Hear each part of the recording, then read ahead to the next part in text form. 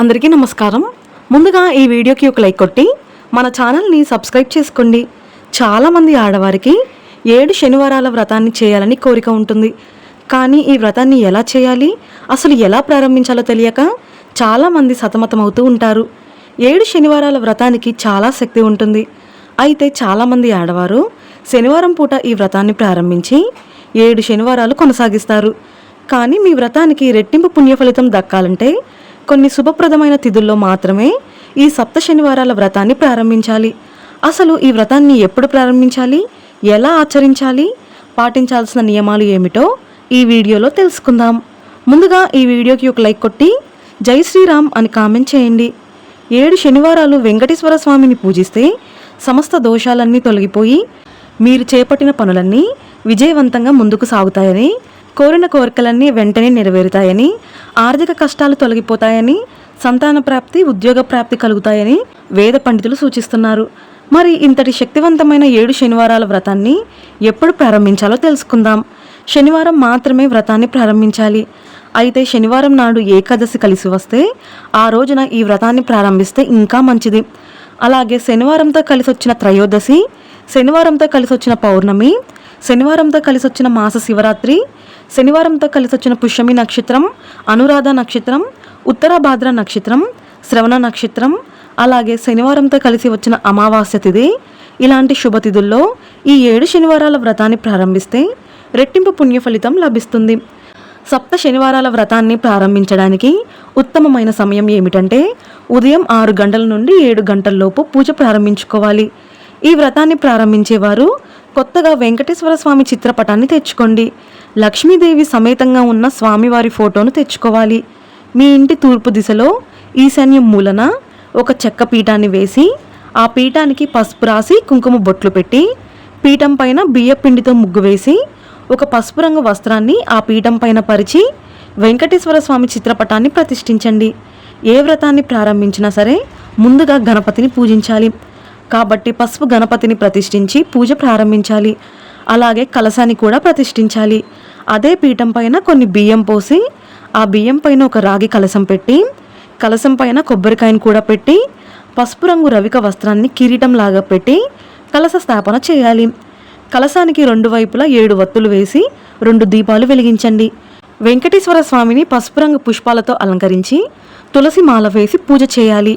స్వామివారి ఫోటో ముందు 7 పిండి దీపాలు వెలిగించాలి. బియ్య పిండితో కానీ గోధుమ పిండితో కానీ పిండి దీపాలు తయారు చేసి ఈ పిండి దీపానికి పసుపు కుంకుమ బొట్లు పెట్టి ఆవు నెయ్యి పోసి ఒక్కో దీపంలో 7 వత్తులు వేసి దీపం వెలిగించాలి. అయితే ఈ 7 దీపాలను నేరుగా నేలపైన పెట్టకూడదు. దీపం కింద తమలపాకులు పెట్టాలి.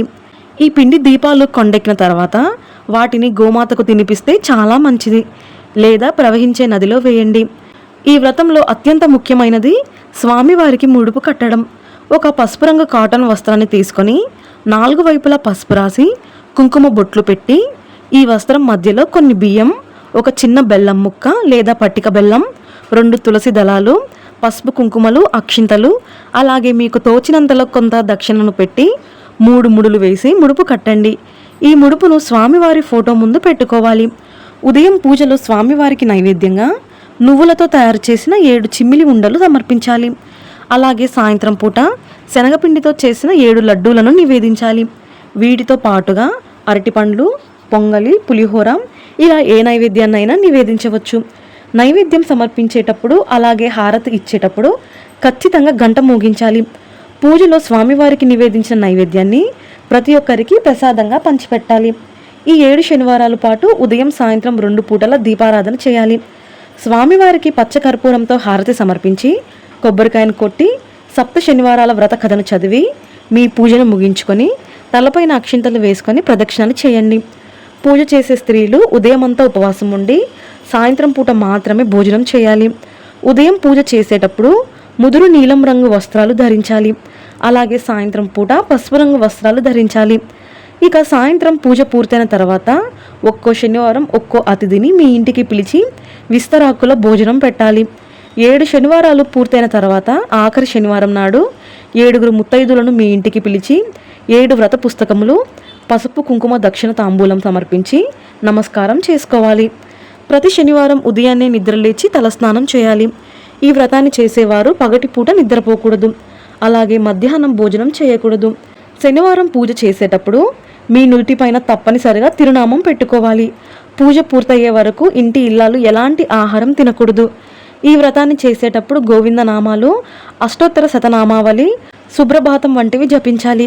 ఇలా 7 శనివారాలు పూర్తయిన తర్వాత తిరుమలకు కానీ, చిన్న తిరుపతికి లేదా మీ దగ్గరలో ఉన్న వెంకటేశ్వర స్వామి దేవాలయాన్ని దర్శించి ముడుపు చెల్లించుకోండి. పూజలో కట్టిన ముడుపును జాగ్రత్తగా స్వామివారి హుండీలో వేయాలి. ఈ వ్రతాన్ని చేసేవారు ప్రతి శుక్రవారం, శనివారం నాడు తప్పకుండా బ్రహ్మచర్యం పాటించాలి. అలాగే నేలపైన మాత్రమే నిద్రించాలి.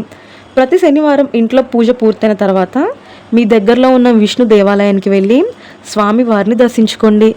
ఎవరైనా ఈ వ్రతాన్ని చేసుకోవచ్చు. మగవారు ఈ వ్రతాన్ని ఆచరిస్తే ఇంకా మంచి ఫలితం ఉంటుంది.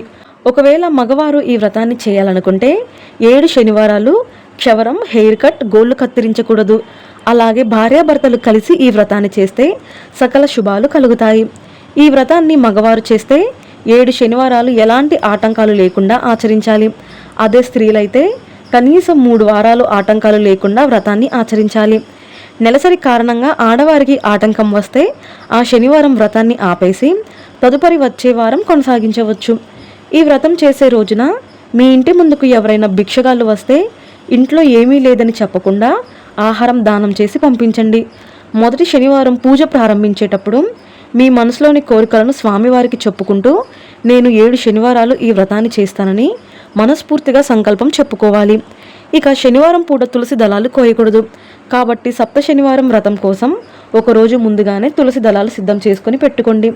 ఈ 7 శనివారాలు ఒకే సమయానికి వ్రతం ప్రారంభించాలి. ఉదాహరణకు మీరు మొదటి శనివారం ఉదయం 6 గంటలకు పూజ ప్రారంభిస్తే మిగిలిన వారాలు కూడా అదే సమయానికి పూజ ప్రారంభించాలి. ఈ వ్రతాన్ని చేసేటప్పుడు మీ కుటుంబం అంతా తప్పనిసరిగా తలస్నానం చేయాలి. పూజలో వెలిగించే దీపాలు తూర్పు ముఖంగా కానీ, ఉత్తర ముఖంగా కానీ ఉండాలి. ఈ వ్రతంలో దీపం కొండెక్కకుండా జాగ్రత్త పడండి. వ్రతం చేసేటప్పుడు మధ్యలో ఏమైనా చిన్న చిన్న ఆటంకాలు ఏర్పడితే వెంటనే స్వామివారికి క్షమాపణ చెప్పుకోవాలి. వ్రతం మధ్యలో తుమ్మినా లేదా ఆవలించినా వెంటనే మీ శరీరం పైన గంగాజలం చల్లుకోండి. ఈ వ్రతాన్ని చేసేవారు మాంసాహారానికి దూరంగా ఉండాలి.